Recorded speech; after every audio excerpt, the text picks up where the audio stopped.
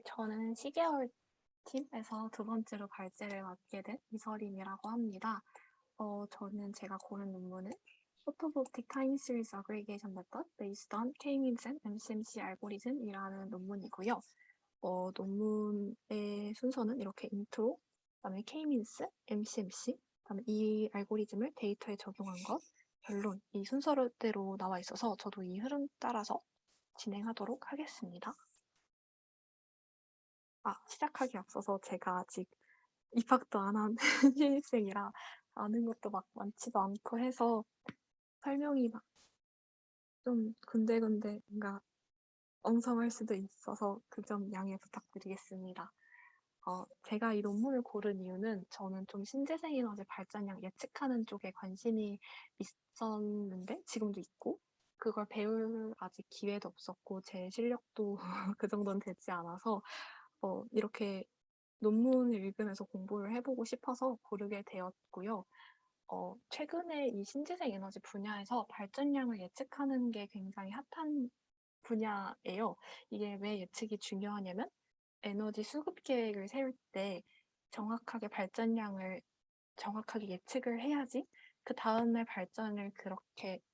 발전이 이루어져야지 이제 뭐 정전이든지 그런 문제가 안 발생하기 때문에 좀 되게 세세하게 정확한 예측이 필요한데 아무래도 신재생 에너지라는 것 자체가 기상 상태에 영향을 많이 받기 때문에 되게 불확실하고 변동성이 큰 데이터예요. 그래서 이 데이터 자체만을 이용하면 되게 정확한 예측이 어렵기 때문에 최근에 이런 타임 시리즈 어그리게이션 방법들을 사용해서 데이터를 1차적으로 조금 정리를 한 다음에 그 데이터를 가지고 예측을 하는 연구가 많이 진행되고 있는 것 같습니다. 그래서 제일 대표적으로 이용되는 게 이제 클러스터링을 많이 이용하는데요. 클러스터로 나누게 되면은 비슷한 데이터끼리 묶이게 되니까 그 한 클러스터 내에서 불규칙한 패턴을 좀 잡아내기에 훨씬 유리해지고 그렇게 되면은 이제 머신러닝을 돌렸을 때 예측 오차도 훨씬 감소하고 뭐 계산 복잡도나 모델의 복잡도도 훨씬 감소하게 된다는 장점이 있습니다. 저는 이 논문을 읽으면서 타임 시리즈 어그리게이션이라는 개념을 처음 사실 접해보았는데요. 찾아봤더니 데이터를 이제 줄이는 어떤 과정인데 기존 타임 시리즈 자체가 가지고 있는 정보를 서머라이즈하는 방향으로 줄이는 거예요. 그러니까 예를 들어서 원래 타임 시리즈가 뭐 이렇게 생겼으면은 이거를 이렇게 매끄럽게 좀 큰 그림으로 줄인다라고 생각하시면 될 것 같아요. 그래서 이 논문에서 사용한 클러스터링뿐만 아니라 typical daily methods라고 해가지고 뭐 맥시멈 그날 값에 이런 맥시멈 값들만 연결해가지고 사용하는 방법이나 average periods method라고 그 하루 동안의 평균 값을 이렇게 연결해서 만드는 그런 어그리게이션 방법 이렇게 크게 세 가지가 있다고 생각하시면 됩니다.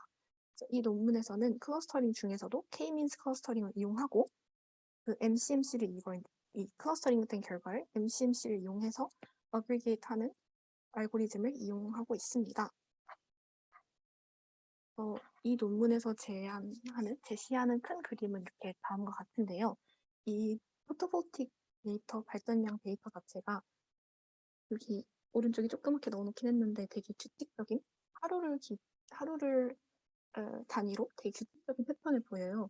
이렇게 해가 뜨면 발전이 시작되고 해가 지는 순간부터는 발전량이 또 없어지기 때문에 되게 이런 어떻게 보면 여긴 데이터라서 이거를 하루치를 이렇게 끊어가지고 하루 데이터를 하나의 이제 시나리오 프래그먼트라고 생각을 하고 이제 진행을 합니다.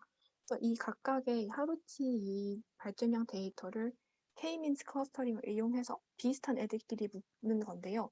어떻게 생각하시면 편하냐면은 어떤 날은 발전량이 되게 이렇게 많은 날이 있을 텐데 또 어떤 날은 발전량이 되게 적은 날도 있을 거 아니에요. 뭐 비가 온다거나 구름이 많은 날은 이렇게 발전량이 적을 테니까. 그래서 이렇게 다양하게 이런 적은 날, 많은 날은 많은 날끼리, 적은 날은 적은 날끼리 묶었다라고 생각하시면 조금 편하실 것 같아요.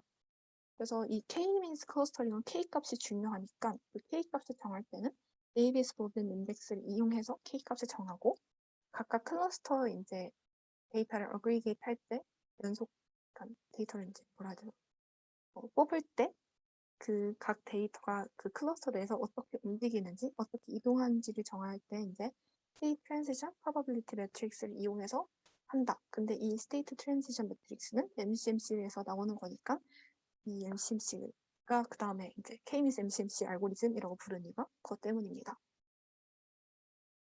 그래서 이제 K-means는 워낙 유명한 알고리즘이니까 제가 막 엄청 자세하게 설명을 할 필요는 없을 것 같고요. 다들 아시다시피 K-means를 하게 되면은 같은 클러스터 안에 있는 데이터끼리는 굉장히 비슷하고 서로 다른 클러스터에 있는 데이터끼리는 굉장히 다른 특징을 가지고 있죠. 그래서 이 경우에도 마찬가지로 데이터 사이의 거리를 계산해야 되니까 그 전에 스탠더다이징을 먼저 한 다음에 거리를 계산하고 그 계산된 거리를 기반으로 K 값이 정해지면은 K개의 클러스터로 이렇게 나누는 과정을 거칩니다. 그렇게 되면은 만약 4개의 클러스터를 이렇게 나뉜다고 생각을 하면은 이 각 클러스터 안에는 되게 많은 다양한 샘플들이 각각 존재할 거고 이 각 클러스터의 센트로이드는 이 해당 클러스터의 대표적인 특징을 띠고 있다고 생각하면 되겠죠. 그래서 뭐 예를 들면 첫 번째 클러스터는 발전량이 많은 날들의 그 발전량 데이터, 클러스터 두 번째는 발전량이 중간 정도 되는 애들의 집합, 어떤 거는 되게 적은 애들의 집합 이렇게 생각하시면 될 것 같습니다. 그다음에 K값을 정할 때 데이비스 보든 인덱스를 사용하는데 이 인덱스 값은 이렇게 생겼어요. 근데 여기에 이 RIJ라는 값이 있으니까 이 부분을 설명을 드리자면은 분자에 SI 더하기 SJ가 오는데 이 SI, SJ는 각각 I번째 클러스터, J번째 클러스터 내에 분산 정도, 스캐터를 설명하는 거예요. 그러니까 클러스터링이 잘 될수록 한 클러스터 안에 있는 그 데이터끼리의 분산은 작을 거 아니에요. 그러니까 분자는 작을수록 클러스터링이 잘 됐다라는 뜻이고 분모에 오는 MIJ는 I번째 클러스터랑 J번째 클러스터 사이의 거리를 의미하는 거라서 클러스터링이 잘 될수록 두 클러스터 사이의 거리가 커지겠죠. 그러면 분모는 클수록 좋은 거니까. 그리고 RIJ 값 자체는 작은 게 좋은 겁니다. 그러면 이 DBI 자체의 값은 RIJ 값의 맥시멈 값들의 평균이니까 이 값이 작을수록 클러스터링이 잘 됐다라고 생각하시면 될 것 같습니다. 그래서 이제 클러스터링 된 애들을 가지고 MCMC를 돌리는데요. 마르코브 체인이라는 게 결국 그 한 스테이트에서 이렇게 있을 때, 요 스테이트에서 요 스테이트로 이동할 확률, 여기서 이걸로 이동할 확률, 반대로 이렇게 이동하고 이렇게 각각 다 이동할 확률을 구하는 거잖아요. 마르코브 체인이. 그래서 이 경우에서도 이 각 클러스터들 사이에서 이동할 확률들을 먼저 구해요. 그걸 이제 State Transition Probability Matrix로 이렇게 나타내는데요. 이 PR, F, Z는 이 PR 행렬의 F행, Z열에 해당되는 이 원소겠죠. 이 원소는 F, T-1 시점에 F 스테이트에 있다가 T 시점에는 Z 스테이트로 이동할 확률인 거예요. 그래서 분모에는 F 스테이트에서 다른 클러스터들로 이동한 모든 데이터들의 개수이고 분자에 오는 거는 F 스테이트에서 Z 스테이트로 이동한 데이터들의 개수들입니다. 이걸 이제 큐뮬레이티브하게 이제 만들었는데요. 행방향으로 이제 누적했다고 생각하시면 될 것 같아요. 그래서 요 값은 요 값과 같은 건데 요 값은 요 값 더하기 요 값이 되는 거고 요 값은 요거 쭉쭉쭉 요거 이렇게 다 더한 값이 되는 거죠. 그리고 또 정의되는 게 cumulative state matrix인데요. 우선 state matrix라는 거는 한 그 클러스터, 한 state 안에 certain period of time 동안 계속 있을 확률인 거예요. 그러니까 시간이 어느 일정 기간 얘네가 정해놨다고 하면은 그 일정 기간 동안 하나의 클러스터만 계속 있는 거죠. 그걸 이제 누적해서 이렇게 K개를 나타냈습니다. 그래서 이게 왜 정의가 됐냐면은 이제 스테이트를 이제 정해야 되잖아요. 이제 타임 시리즈 어그리게이션을 하려면은 데이터를 이제 이 많은 데이터 안에서 골라내야 되는 건데 골라내기 전에 우선 스테이트 그 클러스터를 먼저 정하고 이렇게 클러스터 첫 번째 거, 두 번째 거, 이렇게 해서 총 H개를 정하는 거예요, 클러스터를. 그러고 나서 이제 각 클러스터에서 이 랜덤하게 이 데이터, 많은 데이터 중에서 하나씩 이렇게 골라내서 최종 시리즈가 결정이 되는 거죠. 그래서 첫 번째 클러스터를 이제 결정할 때는 방금 마지막에 정의한 Cumulative State Matrix 이용하는데요. 일반적으로 MCMC에서도 랜덤 넘버 U를 제너레이트 한 다음에 Acceptance Ratio를 이제 비교를 해서 그 레이쇼가 더 크면은 accept하고 아니면은 기존 값을 그대로 이용하잖아요. 마찬가지로 여기서도 이제 랜덤 넘버를 제너레이트 해가지고 이 랜덤 넘버가 스테이트 F-1까지 있을 확률과 F까지 있을 확률 그 사이에 오게 된다면은 첫 번째 스테이트 F에 있다라고 이제 보는 거예요. 그래서 처음에 전 이 부분이 잘 이해가 안 갔어가지고 이 그림을 그리면서 생각을 해봤는데 이게 누적 확률이다 보니까 클러스터 이제 1에 있을 확률은 여기 안에만 이제 U 값이 요 사이에만 있으면 되는 거니까 요 사이에 오면은 클러스터 1에 있다라고 보는 거고 만약 U 값이 요 사이에 있다 하면은 클러스터 두 번째에 있다고 보는 거고 마찬가지로 이 경우는 F-1이랑 F 사이에 있는 거니까 요 사이에 U 값이 오게 되면은 클러스터 F에 속한다라고 보는 거죠. 네. 그래서 이제 이니셜 스테이트를 클러스터 F로 이제 이렇게 정의를 한 겁니다. 그 다음에 이제 그 다음 스테이트는 결국 F 스테이트에서 다음 스테이트 이동을 하는 거기 때문에 이 경우에는 이제 Cumulative State Matrix가 아니라 Cumulative State Transition Matrix를 이용하는 건데요. F, Z-1과 F, Z 사이에 이제 또 U 값이 있으면은 위에서랑 마찬가지로 F에서 Z로 이동했다고 보는 거예요. 그래서 이 경우에도 이제 Z 클러스터를 결정하고 또 마찬가지로 두 번째에서 세 번째 넘어갈 때도 스테이트 트랜지션 매트릭스 이용하고 쭉쭉 해서 H번째 클러스터까지 정하는 겁니다. 그 다음에 이제 위에서 말씀드린 것처럼 각 클러스터에서 이제 랜덤하게 하나의 데이터를 이제 뽑는데요. 이때 다 랜덤하게 뽑아요. 네, 다 랜덤하게 뽑는데 여기서 조심해야 되는 게 제가 아까 처음에 말씀드렸던 거는 데이터가 이렇게 어떻게 보면 여기서 끊는 게 제일 적합해 보이잖아요.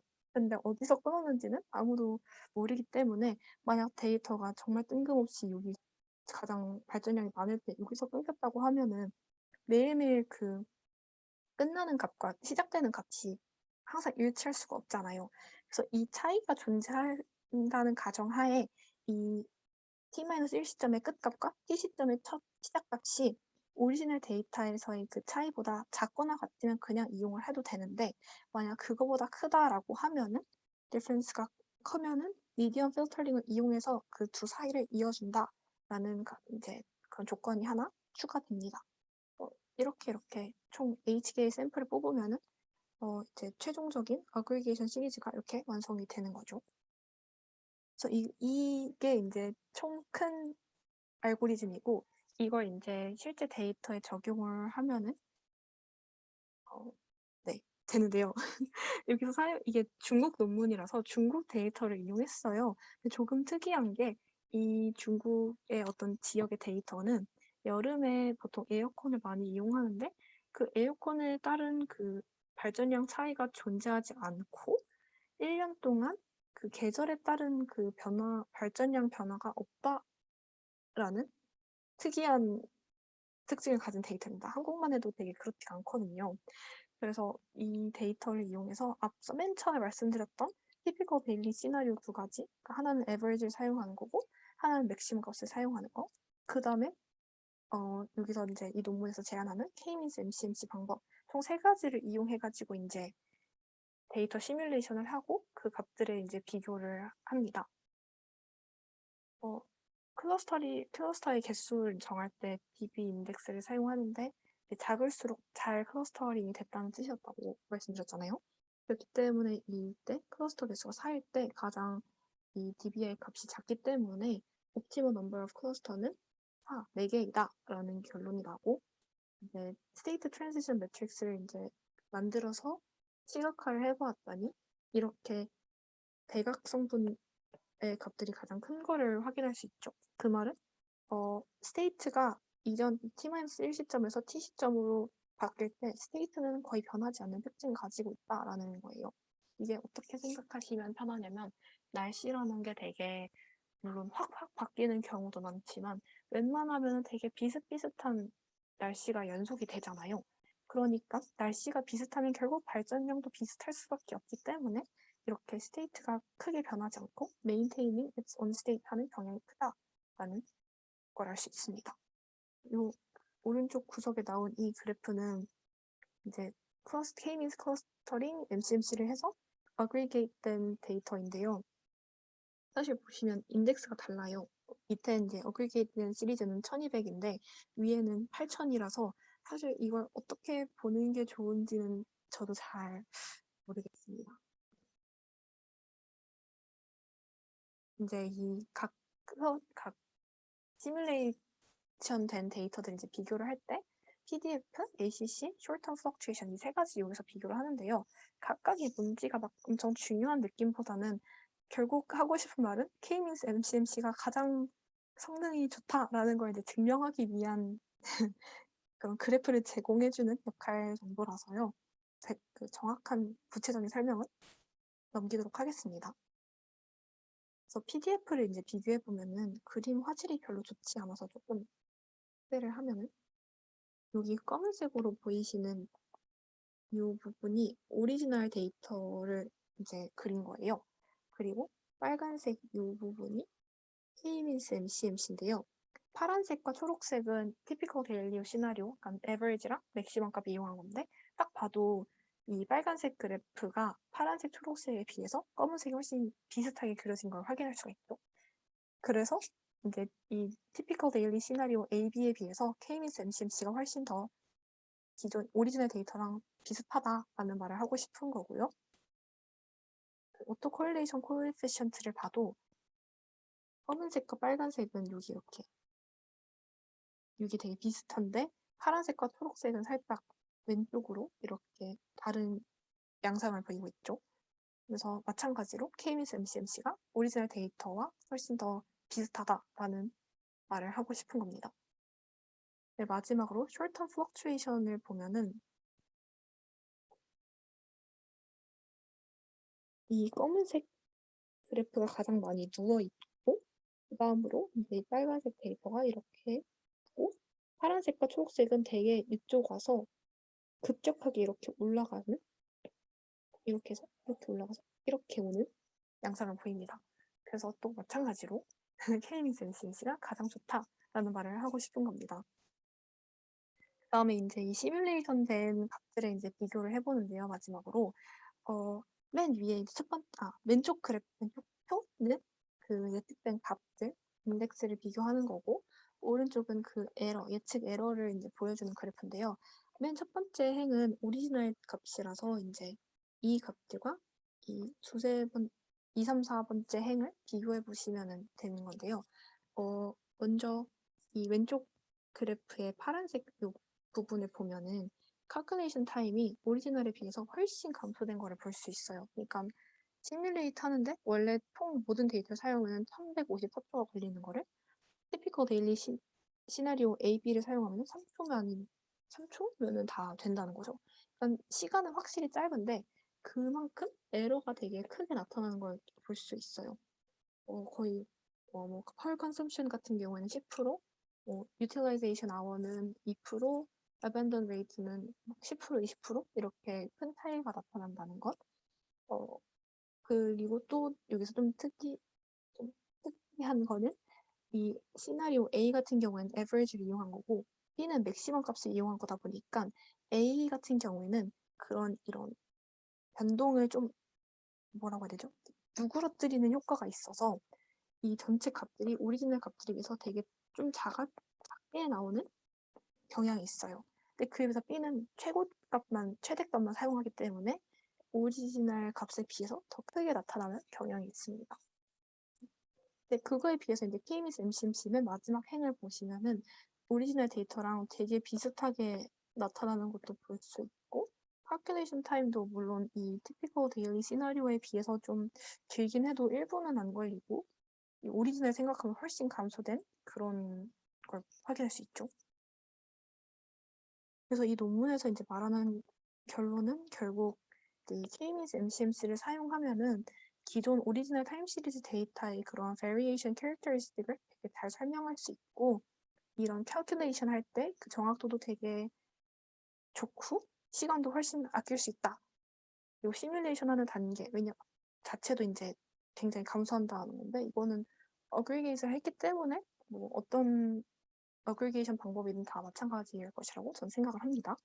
그 다음에 다른 이제 티피컬 데일리 시나리오랑 비교를 했을 때 오리지널 데이터랑 가장 비슷한 그런 경향을 보이고 계산 속도도 빠르고 계산 에러도 되게 작다. 그렇지만 이게 어디까지나 MCMC이기 때문에 만약 그 이터레이션 수를 늘리게 된다면은 물론 당연히 그 어큐레시 자체는 더 좋아지겠지만 계산 시간이 엄청 늘어난다는 단점이 있겠죠. 근데 사실 이 논문에서는 정확하게 얘네가 몇 번의 이터레이션을 겪다? 몇 번의 이터레이션을 이제 진행했는지, 뭐 총 데이터에 사용한 데이터의 길이가 구체적으로 어떻게 되는지는 나와 있지는 않다는 게 조금 아쉽기는 한데, 만약 나와 있었다면 조금 더 비교하기는 좋았을 것 같습니다. 뭐 이제 논문을 읽고 나서 제가 했던 생각들인데요. 우선 저는 K-means 자체의 그런 한계점, 단점에 대해서도 좀 생각이 들었어요. 이게 K-means라는 게 결국 첫 번째로 고르게 되는 센트로이드 값이 뭐인지에 따라서 최종적인 예측의 정확도도 달라지고 그 옵티멀한 그 센트로이드를 고르는 데까지 걸리는 시간도 달라지기 때문에 K-means를 사용한 이런 단점을 좀 극복하기 위해서 더 좋은 어떤 클러스터링 방법이 있을까라는 생각이 들었고요. 두 번째로는 아까 말씀드렸다시피 중국 여기서 사용하는 그 중국 어떤 지역의 데이터는 되게 비현실적이거든요. 한국만 해도 되게 여름에 에어컨 많이 사용하고 겨울에 난방 많이 사용해서 그런 부분에 있어서 이제 태양광 발전을 이제 양이 많아질 텐데 그런 것도 그다음에 봄, 가을에 우리나라는 되게 발전이 많은 편인데 이런 부분을 또 고려를 해야 되지 않을까? 우리나라에 이용을 하려면은 이런 계절 변화도 고려를 해야 하지 않을까라는 게 저의 생각이었습니다. 네. 그다음에 마지막으로 이건 어디까지나 과거 데이터를 이용해서 데이터를 줄이고 그걸 시뮬레이션 해서 실제 뭐 존재하는 데이터와 비교를 한 거였잖아요. 그렇기 때문에 저는 어쩔 수 없이 예측 정확도가 어느 정도 좋게 나올 수밖에 없었다고 생각을 해요. 근데 만약 이게 이제 포캐스팅 쪽으로 가게 된다면은 여전히 예측 정확도나 그런 성능 면에서 뭐 시간적인 부분에 있어서도 효과적일까라는 생각이 들었습니다. 제가 참고한 문헌은 여기 이렇게 됐고요. 제가 준비한 발표는 여기까지인데 혹시 궁금하신 점이 있으면은 자유롭게 말씀해 주셨으면 좋겠습니다.